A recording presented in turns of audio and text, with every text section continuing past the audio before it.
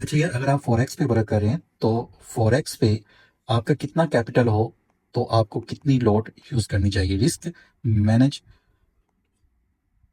भी इसको आप बोल सकते हैं, ठीक है। और कितनी कैपिटल पे आपको कितनी लॉट यूज़ करनी चाहिए। अगर आपका $10,000 का अकाउंट है तो आप 1 स्टैंडर्ड लॉट या 2 स्टैंडर्ड लॉट यूज़ कर सकते हैं।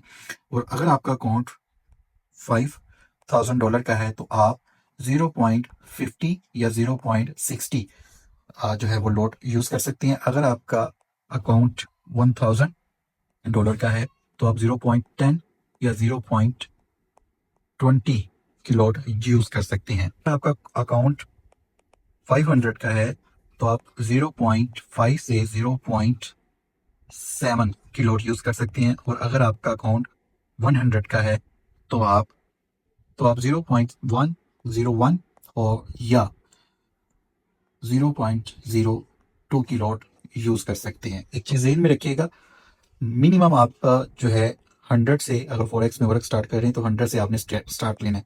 $20 $50 मैं आपको रिकमेंड नहीं करता कि इतनी कम अमाउंट के साथ आप फॉरेक्स मार्केट के अंदर एंट्री लें।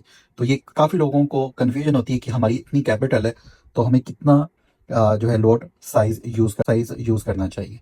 अगर वीडियो पसंद आई है, नॉलेजेबल लगी है तो शेयर कीजिएगा। बाकी बायो में डिटेल है, आप हमारा पब्लिक ग्रुप ज्वाइन कर सकते हैं जहाँ पे हम बहुत सा नॉलेज और बहुत सी चीज़ें शेयर करते हैं। Thank you so much.